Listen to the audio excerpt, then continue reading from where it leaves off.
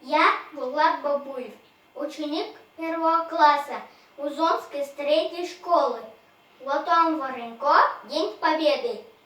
Спать легли однажды деды, окна все затемнены, а проснулись на рассвете.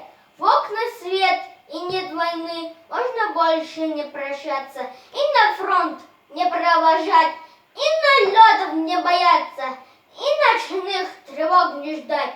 Люди празднуют победу, весть летит во все концы, с фронта едут наши деды и отцы.